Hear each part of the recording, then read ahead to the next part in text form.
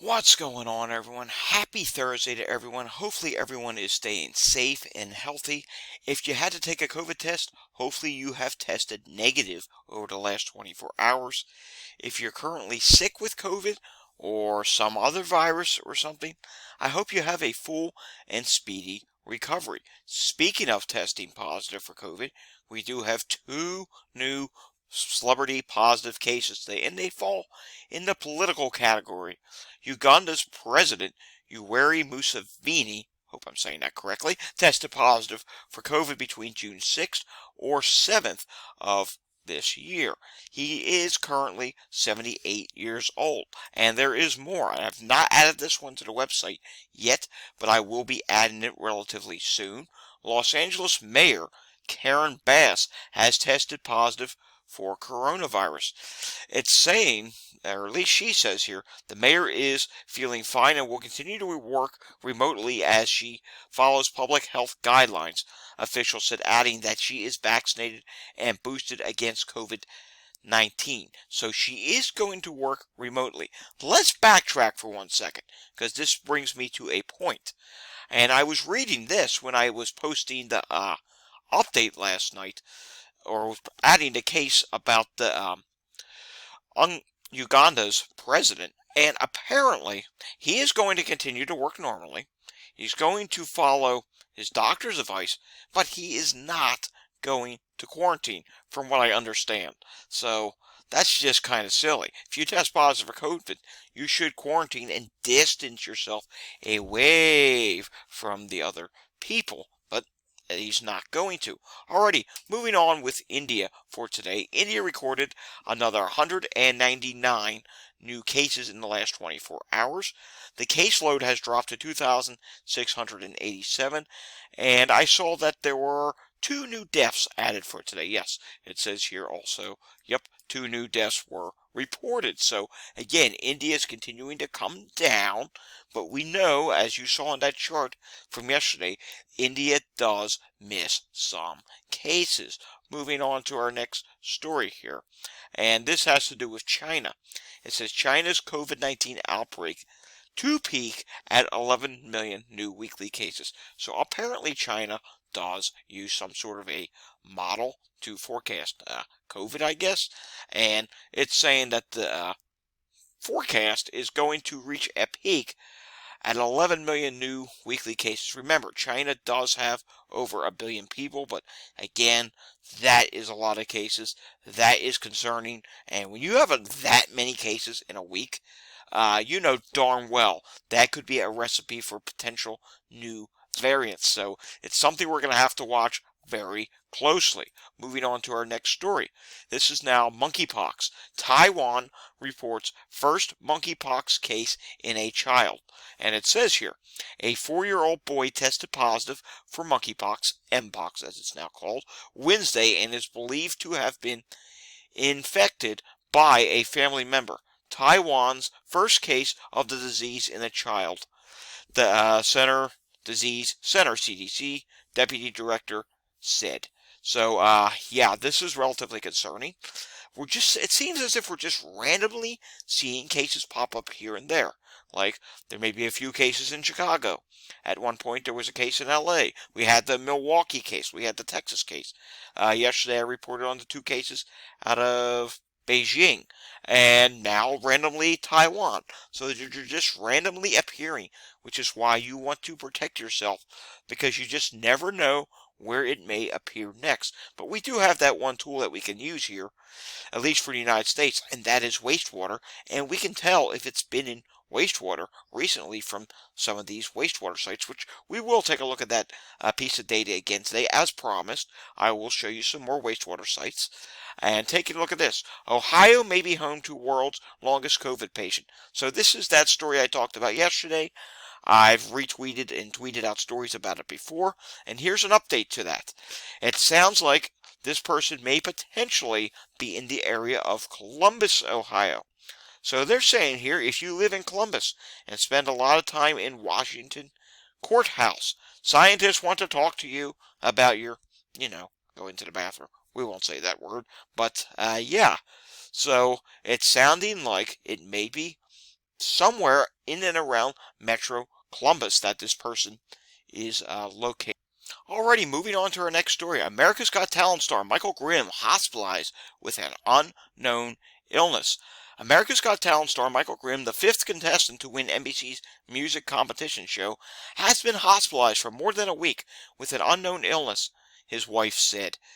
And if you come down here, it is saying that she says her husband was lacking energy and unable to perform before the illness took hold. She added that doctors at various hospitals and emergency rooms couldn't figure out what was wrong with him.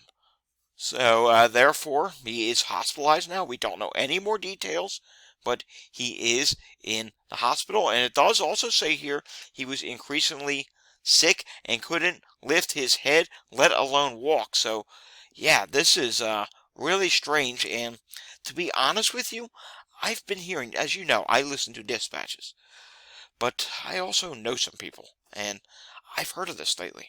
I've heard of this where people just suddenly get sick and unable to walk becomes an issue. So who knows what this could be, and we'll just have to find out. It's saying here she thought he had a stroke. He started talking gibberish. Yeah, this is something we'll follow. We will definitely check back up on this again. And get this, once defanged, H5N1 bird flu is gaining teeth again. We're just going to read a headline here and lead off with something, because this is leading up to me saying, yes, bird flu is a problem. You have heard me say on this site several times before, or on my channel several times before, that I'm really concerned about bird flu. Do I know that it's rare in humans? Of course I do. But I am honestly concerned that one day it's going to take the leap of faith and eventually go human to human. I hope that doesn't happen. I hope I'm completely wrong about that happening. But with how much spread of this there is going around in animals, it is just truly concerning. All right, finally, moving on to this. Again, we're just going to read a headline here. Researchers discover that COVID-19 can cause brain cells to fuse.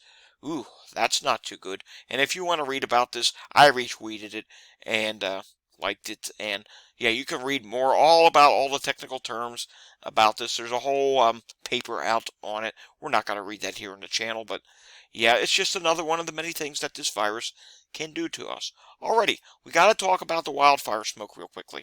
Let me refresh just to make sure it's up to date. There are still bad air qualities in the Northeast. And one of the things that is really surprising me, and maybe it's surprising you too, I wish it didn't take a wildfire. I wish it didn't take smoke from a wildfire to do this, but take a look at this. Yeah, take a look at this. This is a mask. I'm really impressed with how many people have gone back to wearing a mask. I was watching News Nation just a little earlier, and the reporter said the subway in New York this morning, almost every person was wearing a mask. Like, really? Wow, that's remarkable. So it took visible smoke for people to get back to masking again. As we all know, COVID is an invisible virus. But gee, I wonder if it was as visible as this smoke is, would more people be wearing a mask? Would more people be willing to mask? Let me know what you think about that down below. I would like to know. So let's take a look at some air qualities here. I'm still seeing a lot of 100s in the Northeast and the Mid-Atlantic. I'm also seeing some 200s and near 300s. Are there any places that are over 300? I don't think we're seeing any that are still over 300. Maybe there's one out there somewhere, but it's still in a very unhealthy stage. We also have to be mindful now that this air quality has shifted west a little bit too. Look out towards the Chicago area. There's some bad air quality there now as well. So if you're going to be outdoors, even in the Great Lakes now, I'm going to say it, you want to mask up. You really want to mask up. Now, there's something else I'm going to tell you. And let's take a look here at the latest satellite loop. Here's an updated loop. You can see here the smoke is still in the air. Here's that area of low pressure that caused it up here in Maine. It's rotating around this. Taking a look at the latest model guidance, we're not going to show this on here. I have another channel. It's actually listed. It's a featured channel that I put on here. It's called Climate Data Report. Follow that. I did talk about the wildfire smoke on that today. And there's another system we're watching next week. It's going to come across the Great Lakes from around here. It may stall in the Great Lakes for some time, but it's going to end up over Maine and Nova Scotia. And behind that, there's going to be another round of north winds. Now, we're talking all the way at next Thursday, but I'm just telling you about this now, because if it does happen, and if these wildfires are still going out of control, there would be potential, quote, potential for another potential round of smoke in the Northeast. All right, back to our regular pandemic business now. Taking a look here at the Walgreens COVID positivity tracker, and you'll see here that the current week's positivity is 23.5%. That is up 0.6% this week. And let's take a look at a couple states, shall we? Kansas did not report this week. Oklahoma did report this week. 33.3% positivity, 23.5% was the previous week. That's a difference of up 9.8%, 15 tests versus 17. We'll call that a legitimate rise. How about Tennessee? What's going on there? 20% positivity this week, 8.1% last week, 11.9% rise, 7 tests less, 30 versus 37. So, I mean, that is a slight drop in testing, but we'll call it a mixture of the testing, and yeah, positivity is rising. Alrighty, moving on to this day in pandemic history. June 8th of 2020, the World Bank states that COVID-19 pandemic will plunge the global economy into the worst recession since World War II. And yeah, it was pretty bad. The stock market dropped. I mean, we've had a recovery, and now the stock market's just bouncing around all over the place. Last week it did well because of that jobs report, but if you did not see, down below, despite that jobs report, go down through our list of videos. You'll see it was posted last Saturday. We did a video on where help is still wanted. Staffing shortages. For as good as the jobs report was, there's a lot of industries that need help right now. Taking a look at the national wastewater standpoint, you will see here something has changed. It looks like, I think we might have had an update here. Actually, no, it's saying May 31st. The point I want to bring here is, if you look at this, the majority of the regions, there's 4 regions, the majority of them are now almost pretty much flat. Do I think they're going to start rising yet? I don't know. It should update tomorrow, I think. Usually it seems like Fridays is when we update. And that same deal goes for the CDC. Let's refresh the CDC page, shall we? Let's see if there are any updates on this. I'm seeing the same numbers as the day before. I'm going to move myself over here. And red sites, which is 80 through 100% COVID detected, 9, 60 through 79%, which is an orange, 25, 40 through 59% is 129, 20 through 39% is 414, 0% through 19 is 610, and new sites 136. Again, we'll get an update out of this tomorrow, but we won't do our update on this until Sunday. And the one thing that we will hopefully do tomorrow is the variant proportion update.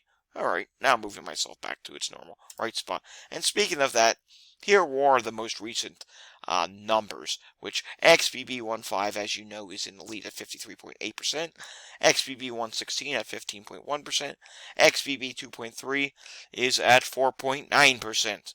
Moving on now.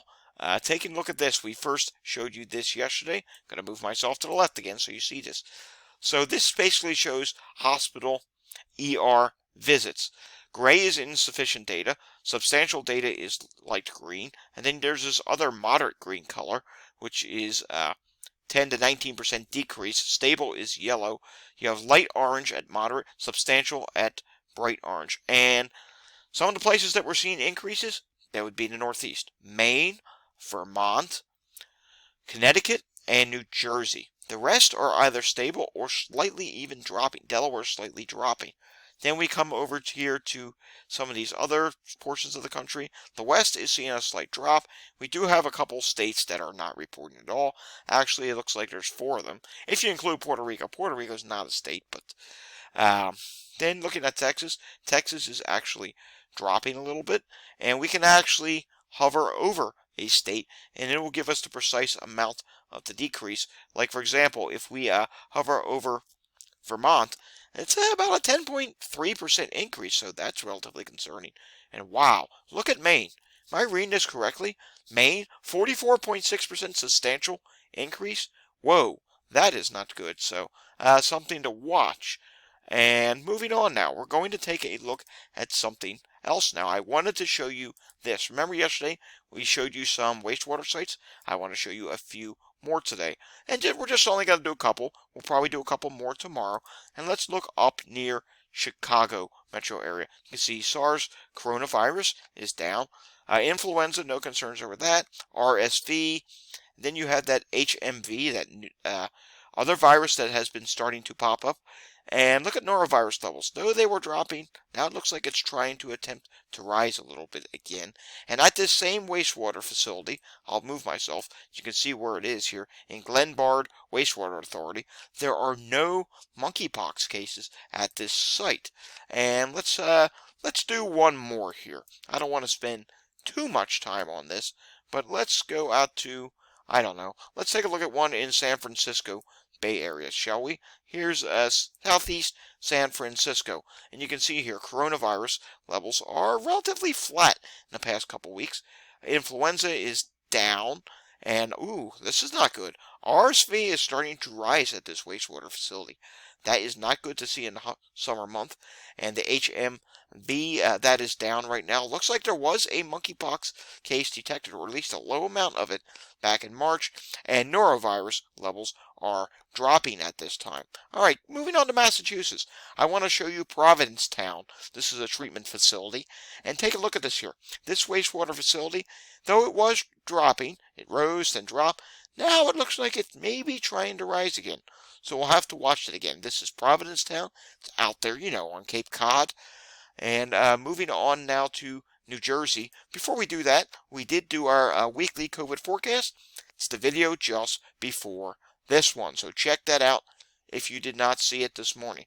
New Jersey, 179 people in the hospital, 67 out of 70 hospitals reporting, 8 people on a ventilator, and in the ICU.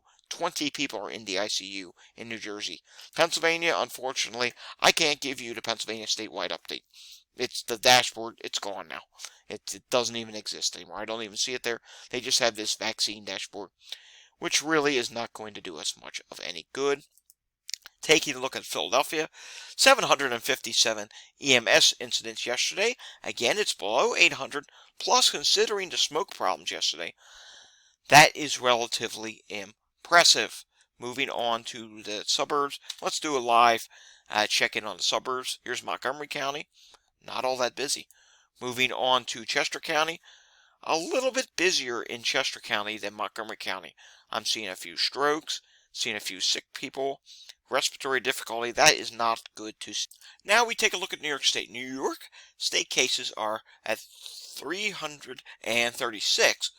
3.9% positivity, 3.4% is the 7-day average. Honestly, it would not surprise me if we see a drop in wastewater in case, just a brief one, to even further in the New York City metro area. Why?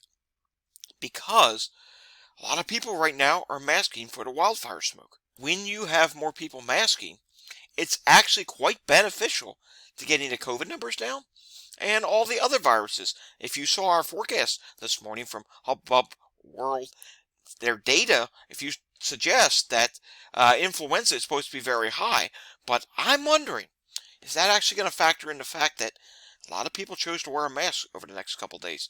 I mean, it's only going to be temporary. As soon as the smoke clears, people are going to stop wearing these once again. It's just going to happen because, again, we can see the smoke.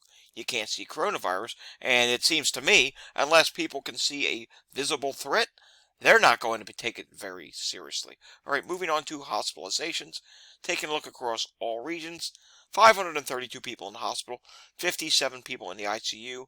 Yes, we'll take a look at New York City. Yes, we'll have this page refresh on us like it always does. And taking a look at the New York City numbers, you can see it's not terribly concerning now. Yes, we were starting to see that small rise, but I think we're back to just bouncing off the bottom again. As you can see, it was down ever so slightly today, 207 people hospitalized, 21 people in the ICU. We had an update out of Texas this week. Texas had 3,963 new cases this week, just 18 less than the the previous week. And believe it or not, probable cases were the one that were down. Newly confirmed cases were actually up by 39. And taking a look here at the number of fatalities, 30 versus 37, that's down by 7. Hospitalized, 601, that's down by 34. All right, now we want to take a look at some international data. And we see around the world, cases are down 32%. However, deaths are also down 33%. But there's always a catch. There are some places where, some numbers are rising. South Korea, cases down 22%, deaths down 34%. Brazil, cases are down 6%, deaths are actually up 25%. And let's backtrack for a second. Look at the United States here. Cases are only down 26%. Okay, I get it. That's still down. But the past few weeks we were seeing 30, 40, even 50% decreases. So that's not as big of a decrease. Interesting to note. And take a look at this. Greece has seen a suddenly relatively big increase in cases. 79% increase, 16,596 versus 9,254. Deaths are down 24%. New Zealand, cases are down 32%. Deaths are up 23%. And we'll just do a couple more here. Canada, cases are down 18%. Deaths are up 43%. And now Thailand. Cases are back to going up again. They're up 4%. And deaths are up 62%. That's relatively concerning because we reported on it, there are several different strains of the XBB variant there, and their booster levels are not all that high, much like what's going on here in the United States, which is relatively concerning. Alrighty, folks, I know this was a really long pandemic update today, but there were a lot of points that I wanted to get across. Hopefully this was helpful and informal to you. If it was, give it a thumbs up. If you want to see more content like this, subscribe to my channel down below. I will hopefully see you again tomorrow for the bi-weekly variant update. If we don't have that, we will definitely have the pandemic update tomorrow. Stay safe, everyone, and I will see you all again next time. Once again, thanks for watching, everyone. Have a great evening.